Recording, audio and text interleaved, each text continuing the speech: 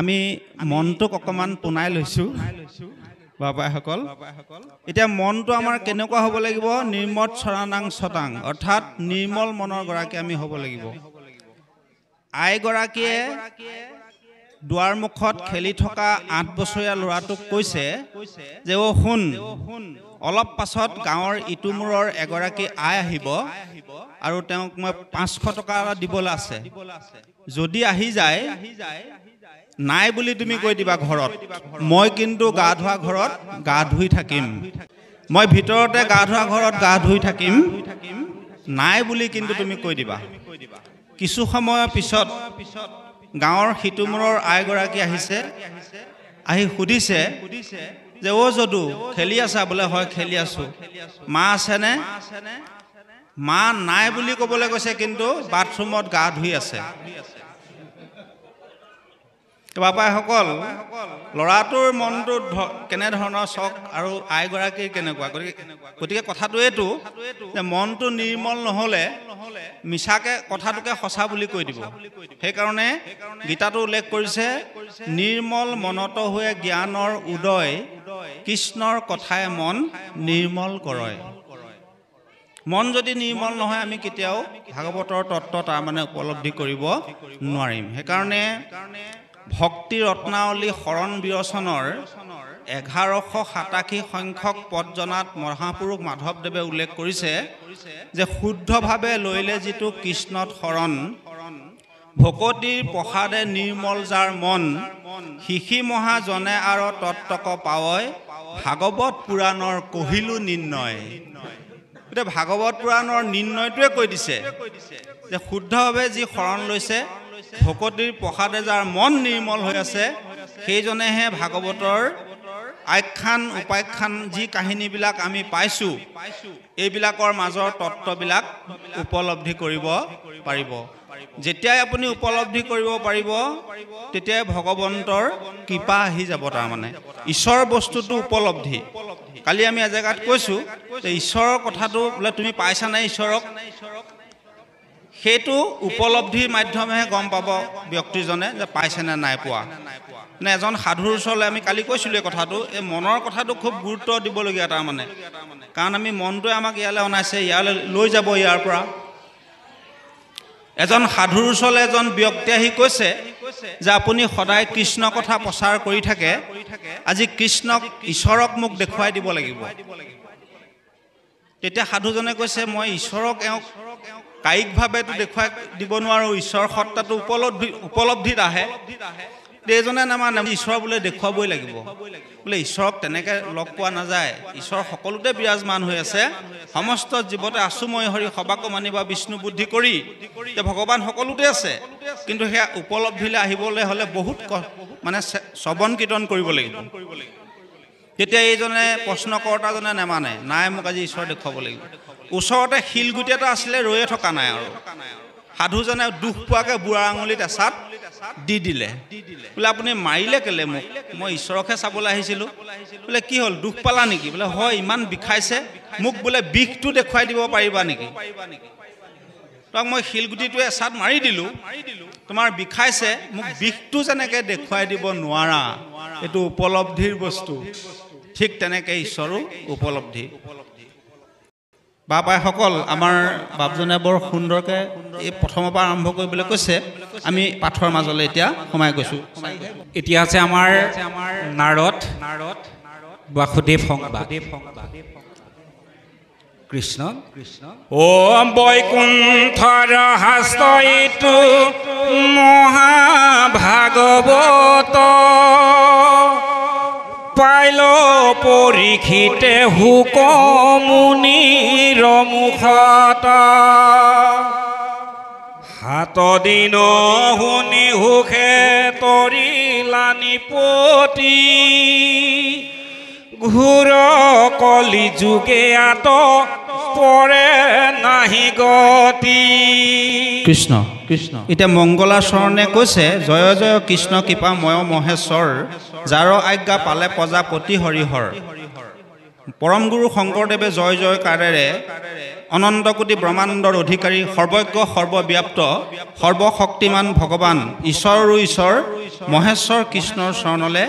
গুৰুজনাই সেৱা নিবেদন কৰিছে। যাৰ আজ্ঞা পালে প্ৰজাপতি হৰি হৰ, যাৰ আজ্ঞাত ভগৱন্তৰ কৰ্মসমূহ প্ৰজাপতি ব্ৰহ্মা হৰি আৰু হৰ এই তিনিজনে পালন কৰে। এতিয়া এইখিনিতে এটা কথা আহিব পাৰে যে প্ৰজাপতি হৈ গ'ল ব্ৰহ্মা, হৰ হৈ গ'ল আপোনাৰ প্ৰলয়ৰ কাম সম্পাদন কৰে, এই হৰিজন কোন?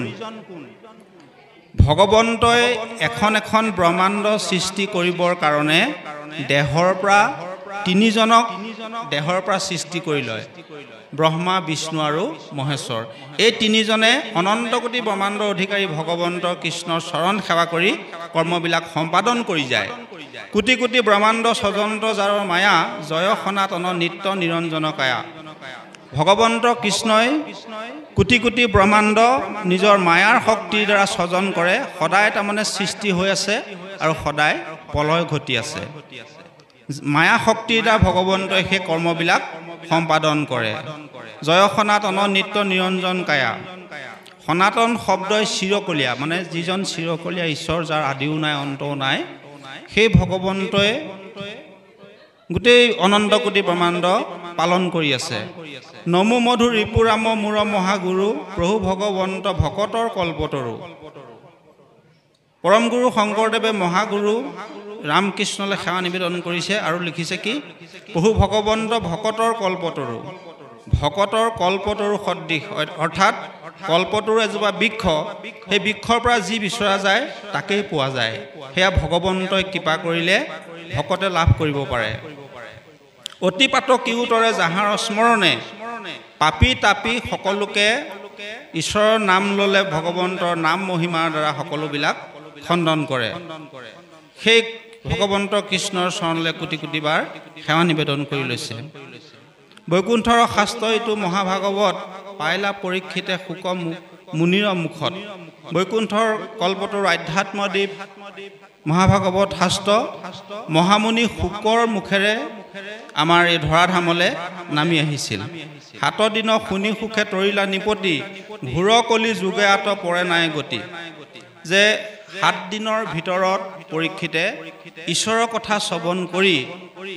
পৰলোকলৈ গতি কৰিছিল আৰু এই ঘূৰ কলি যুগত একমাত্ৰ ঈশ্বৰৰ ৰামকৃষ্ণ নামৰ বাদে আৰু গত্যন্তৰ নাই বুলি কৈছে। কৃপালু বাপ বান্ধৱ আই মাতৃসকল, আমি কলি যুগৰ মানুহ। দ্বাদশ স্কন্ধ ভাগৱতে কৈছে যে কলিৰ পাতকে লোক হৈবে জৰ্জৰিত নুপুজিবে পাতকীৰ ভকতি কিঞ্চিত।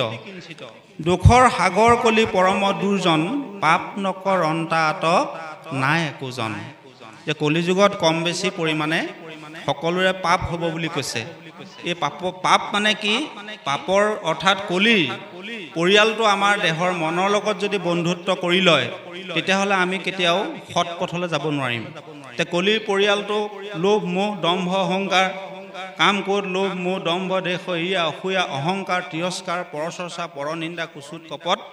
এই কলিৰ পৰিয়ালটোৱে যদি মনৰ লগত বন্ধুত্ব কৰি দিয়ে তেতিয়াহ'লে আমি ইহকালৰ শান্তি আৰু পৰকালৰ গতি লাভ কৰিব নোৱাৰিম। এই কলি যিটো পৰিয়াল সেইটোক দমন কৰাৰ এটাই উপায় দ্বিতীয় স্কন্ধত আছে। শৰীৰত আছে যত কলিকিত দুখ গুচুক সততে কৰা হৰি হৰি ঘোষ। সততে ঈশ্বৰৰ নাম যেতিয়া আপুনি ৰামকৃষ্ণ অচ্যুত কেশৱ হৰি বিষ্ণু সত্য জনাৰ্দন এনেধৰণে ঈশ্বৰৰ নাম যদি আপোনাৰ কৰ্মৰ মাজতো আহি থাকে তেতিয়াহ'লে কলিৰ প্ৰভাৱে আপোনাক স্পৰ্শ কৰিব নোৱাৰে। এই পৰিয়ালটো ক'ত থাকে? মনৰ লগত থাকে এহি 16 জন তৰিবে নোৱাৰে জীৱে সেহি কাৰণ। মনৰ লগত এই কলিৰ পৰিয়ালটোৱে বন্ধুত্ব কৰে কাৰণে আমি বোলে তৰি যাব নোৱাৰো বুলি কৈছে। ইয়াৰ পিছত কি কয় আমি অকণমান শ্ৰৱণ কৰি লওঁ। ইতিমধ্যে বাপজনাই আপোনাৰ হাবৰ আগত প্ৰকাশ কৰিছে, শাস্ত্ৰয়ো কৈছে যে বৈকুণ্ঠৰ শাস্ত্ৰইটো মহাভাগৱত পাইলা পৰীক্ষিতে শোক মুনিৰ মুখত। 7 দিন শুনি সুখে তৰিলা নিপতি ঘূৰ কলি যুগে আত পৰে নাহি গতি। হয়নে গতিকে এতিয়া শাস্ত্ৰই কৈছে আৰু নাট বাপিও আপোনালোকৰ আগত প্ৰকাশ কৰিছে গতিকে এতিয়াওতো যে যুগৰ যিটো নিৰ্দেশনা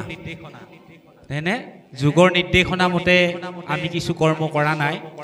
যাগ যজ্ঞ পূজা পাতল ইতিমধ্যে বহু লোকে কৰি আছে হয়নে গতিকে এতিয়া বাৰু এই যাগ যজ্ঞ পূজা পাতল কৰি থাকিলে হ'বনে এই সম্পৰ্কত অকণমান আমি টংকনাথ বাপক ক'বৰ কাৰণে সেৱা জনাইছোঁ কৃষ্ণ না আমাৰ খুব সুন্দৰভাৱে প্ৰশ্নটো আগবঢ়াইছে শাস্ত্ৰসন্মত হৈছে আমি বাপজনাৰ চৰণলৈ সেৱা নিবেদন কৰিছোঁ 4 বেদ 14 শাস্ত্ৰ 17 পুৰাণৰ পাছত 18 সংখ্যক ভাগৱত পুৰাণ যেতিয়া সৃষ্টি হ'ল এই ভাগৱত প্ৰণয়ন কৰাৰ আগতে কাৰণ ব্যাস মুনিয়ে তাৰ মানে পগলাৰ নিচিনা হৈ গৈছিল গতিকে এই ভাগৱত প্ৰণয়ন কৰাৰ পাছত নাৰদে যেতিয়া ক'লে মোৰ উপদেশে কৰা ভাগৱত শাস্ত্ৰ কছাৰুক গোবিন্দৰ গুণনাম মাত্ৰ শ্ৰৱণ কীৰ্তনতে কৰোক নিশেষ দূৰ হওক তোমাৰ মনৰ মহাক্লেশ ব্যাসে ইমান শাস্ত্ৰ প্ৰণয়ন কৰি মানে বাতুল প্ৰায় হৈ গৈছিল তো ব্যাসে যি আমাক মহাভাগৱত শাস্ত্ৰ লিখিত ৰূপত দিলে গতিকে ভাগৱতত যিখিনি আছে আমি সেইখিনি আচলতে গ্ৰহণ কৰিব লাগিব আচৰণ কৰিব লাগিব এই কলি যুগত তৰিবৰ কাৰণে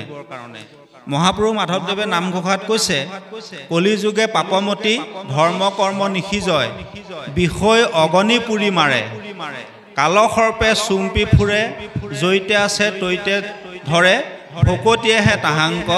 নিস্তাৰে যে এই কলি যুগত আমি একমাত্ৰ মহাপুৰুষৰ চানেকিৰে জীৱনৰ গতিকে ভাগৱতে যিটো কথা কৈছে যে কলিত হৰি কীৰ্তন বিনাই নাহিকা আৰু দুজা যুগ ধৰ্ম সাপেক্ষে সেই যুগত সেই ধৰ্মবিলাক আছিলে কিন্তু কলি যুগত কি আছে দ্বিতীয় স্কন্ধত আমাৰ প্ৰজাপতি ব্ৰহ্মাই এষাৰ কথা কৈছে দেই দ্বিতীয় স্কন্ধত ব্ৰহ্মাই বেদৰ পাত এখিলাকে 3 বাৰ উল্টিয়ালে এবাৰ দুবাৰ নহয় 3 বাৰ বেদ প্ৰমাণ কৰি এইটোৱে পালে পূৰ্বতে ব্ৰহ্মাই কচিতে 3 বাৰ এহি মানে পাইলে জানা ৰাম নাম এষাৰ একচিত্তে 3 বাৰ বেদ অধ্যয়ন কৰি পেলাই এইটোৱে পালে যে ৰাম নামে সাৰ আমি বেদৰ কথাটো বাদেই আমি বেদ হয়তো খুলিও চোৱা নাই কিন্তু ব্ৰহ্মাই 3 বাৰ প্ৰমাণ কৰিলে এবাৰ দুবাৰ নহয় তাত এটাই কথা পালে ৰাম নামে সাৰ গতিকে আমাৰ বৰুণবাবে যিটো কথা কৈছে সেইটোৱে আমি সকলোৱে গ্ৰহণ কৰিব লাগিব কৃষ্ণ হুকনি গদতি শুনি পৰীক্ষিত বসুদেৱ নাৰদ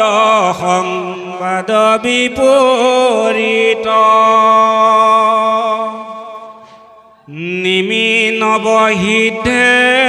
যেন ভলায় পাখ্যান কহু হাবহে ৰাজা হৈও হব ধান আমাৰ ভাগৱতৰ এটা মূল দৰ্শন হৈছে ভকতি ভকতিটো আমি ভগৱন্তক সকলোৱে কৰোঁ কিন্তু কেনেকৈ কৰিব লাগিব এইটো এটা ডাঙৰ কথা মহাপুৰুষ মাধৱদেৱে নামঘোষা উল্লেখ কৰিছে যে মুক্তিটো নিস্পৃহ যিটো সেই ভকতক নমো ৰসময় মাগুহু ভকতি যে পঞ্চপ্ৰকাৰৰ মহামুক্তিও যিজনে কামনা নকৰে সেইজন ভকতক বোলে মই প্ৰথমেই নমস্কাৰ কৰিছোঁ আমাৰ মহাপুৰুষ মাধৱদেৱে উল্লেখ কৰিছে গতিকে ভকতিটো আমাৰ কি হ'ব লাগিব বাপাইসকল আজি ধৰি লওক নামঘৰলৈ আহিছোঁ চাকি এগছ জ্বলাইছোঁ জ্বলাই যদি মনৰ ভাৱ এটা প্ৰকাশ কৰি দিছোঁ যে মোৰ এইটোহে অভাৱ ল'ৰাটোলে ছোৱালী এজনী ল'ৰাটোলে চাকৰি এটা ইত্যাদি ইত্যাদি গতিকে সেই সেৱাবিলাক আপোনাৰ সকামী হৈ গ'ল তাৰমানে সেইটো নিষ্কামী সেৱা নহ'লে আপুনি নাম এষাৰ ঘৰত পাতিছে কিবা এটা কাৰণ লৈ কিবা এটা হেতুক লৈ অহেতুক কি হ'ব লাগিব সেইটো হৈছে নিস্বাৰ্থ ভকতি আপুনি আমি গোসাঁই গৃহত সোমাই যদি এই কথাখিনি আবেদনখন ভগৱন্তক দি দিওঁ সেই সেৱাৰ দ্বাৰা আমি গতি লাভ কৰিব নোৱাৰিম মানে সেইকাৰণে আমাৰ তৃতীয় স্কন্ধ ভাগৱতত কপিল মুনিয়ে মাক দেৱাহুতিক কৈছে যে আই তুমি ভক্তিটো এনেকৈ কৰিবা মনত কোনো সকামী মনোভাৱ নলবা নিষ্কামী ভাৱেৰে ঈশ্বৰৰ চৰণ সেৱা কৰিবা তেতিয়াহে তুমি ইহকালৰ শান্তি আৰু পৰকালৰ গতি লাভ কৰিব পাৰিবা মানৱত্বৰ পৰা দেৱত্বৰ পৰা ব্ৰহ্মত্বৰ শাৰীলে তাৰমানে উঠি যাব পাৰিবা সেইটো ভকতিৰ কথা ভকতৰ সং পোৱাটো এইটো বহুত ডাঙৰ কথা এতিয়া বসুদেৱে কাক লগ পাইছে দেৱঋষি নাৰদক এই পিছলে কথাখিনি ক'ব বাৰু বসুদেৱে কেনেধৰণে সেৱা শুশ্ৰূষা কৰিছে নাৰদক গতিকে তাৰ সেই কথাটো আমাৰ মাজলৈ আমি লৈ আহিব লাগিব আমি ইজনে সিজনক যে আজি লগ পাইছোঁ এইটো মহাভাগ্য বোলে লগ পাইছোঁ আমাৰ গীতাটো এইটো কথা কৈছে যে মনুষ্য সহস্ৰ মধ্যে পুণ্য আছে জাত যত্ন কৰি সিটোজনে ভজিবে আমাক যাৰ মহা পুণ্য সঞ্চিত হৈ আছে তেওঁলোকেহে ঈশ্বৰৰ কথা শুনিব পাৰিব আৰু তেওঁলোকেহে ভকতৰ সংগ তাৰমানে লাভ কৰিব পাৰিব গৈয়ে প্ৰভু ঈশ্বৰকে মাতিছে এই সীতা ওলাই আহিলে সীতাই ওলাই আহি ক'লে হনু ইমান ৰাতিপুৱা আজি কিয় আহিলা বোলে নহয় আজি মোৰ খুব ভোক লাগিছে আছে যদি কিবা এটা খাবলৈ দিয়ক ঠিক আছে তুমি অকণমান বহা মোৰ অলপ নিত্য কৰ্ম আছে মই কৰি পেলাই তোমালৈ লৈ আহিম কিছু সময়ৰ পাছত সীতাই স্নান পান কৰি সিয়ত সেন্দুৰলৈ ওলাই আহিছে সেন্দুৰলৈ ওলাই অহাৰ লগে লগে হনুমানে সুধিছে আই আপুনি এই শিৰত যে সেন্দুৰ লগাই আহিলে কিয় লগায় তাৰমানে কি কাৰণে লগাব লাগে তেতিয়া আইগৰাকীয়ে মানে সীতাই কৈছে যে এইটো ইয়াৰ মূল কাৰণটো হৈছে স্বামী দীৰ্ঘায়ু হয় কেইবাটাও কাৰণ আছে তাৰ এটা হৈছে বোলে স্বামী দীৰ্ঘায়ু হয় এতিয়া হনুমানে কথাটো শুনি কল কেইটামান আনিছিলে লৈ পেলাই খালে আৰু লগে লগে বোলে আই মোৰ বিশেষ এটা কাম আছে মই যাওঁ অলপ পিছত আহিম আকৌ কথাটো কৈ হনুমান গুচি গ'ল আৰু গৈ হনুমানে কি কৰিছে একদম মূৰৰ পৰা ভৰিলৈকে ৰঙা সেন্দুৰে লিপি মানে ক'তো জেগা নাইকে সেন্দুৰ সানিছে আৰু সেই সেন্দুৰ মানে ৰঙা হৈ ৰামচন্দ্ৰ ৰাজসভাত হনুমানে গৈ পেলাই উপস্থিত হ'ল এতিয়া সকলোৱে সুধিছে যে নেগুডাল দেখিছে আৰু হনুমানেই হয় হনুমানৰ হ'ল কি তাৰমানে আজি ইজনে সিজনে কোৱা কৰিছে হনুমানে প্ৰভু শ্ৰীৰামচন্দ্ৰই সুধিছে হনু আজি তোমাৰ কি হৈ গ'ল গোটেই গা যে ৰঙা কৰি আহিলা বোলে নহয় প্ৰভু সীতা আয়ে যদি অকণমান সেন্দুৰ কপালত ল'লে আপুনি দীৰ্ঘায়ু হয় মই গোটেই গাতে সেন্দুৰ সানি লৈছোঁ আপোনাৰ বহু বছৰ তাৰমানে দীৰ্ঘায়ু হওক নিস্বাৰ্থ সেৱা নিস্বাৰ্থ নিস্পৃহ আৰু নিৰ্মোহ সেই সেৱাৰ দ্বাৰা হনুমানে ভগৱন্তৰ হৃদয় জয় কৰিছিল এতিয়া পাঠে কৈছে যে ভকতিয়েহে একমাত্ৰ গতি কিন্তু ভকতিটো কেনেকুৱা হ'ব লাগিব হনুমানৰ দৰে মই সেন্দুৰ সানিবলৈ কোৱা নাই বাৰু এতিয়া আপুনি হিন্দী ভাষী লোকসকলক যদি চায় তেখেতলোকৰ হনুমান মন্দিৰত তাৰমানে হনুমানক চাবচোন ৰঙা ৰঙেৰে লিপিত হয় তাৰমানে ইয়াৰ দৰ্শনটো সেইটো ৰাম হে হিমতে ভগৱন্ত তজু আগমনে সমস্তৰে কুশল হুয়তাৱক্ষণে দেৱতাটো কৰি শ্ৰেষ্ঠ কুন্ত সাধুজন সাধু সন্তে সৰ্ব সুখ অনুক্ষণ বাৰু কৃষ্ণ বাপাইসকল এতিয়া সাধু সংগৰ মহিমাটো কথা কৈ আছে যে আমাৰ শংকৰদেৱে ভক্তি প্ৰদীপত এজনা ঘোষা লিখিছে অ মোৰ ভকতক সদায় যিজনে কৰিয়া থাকে ভকতি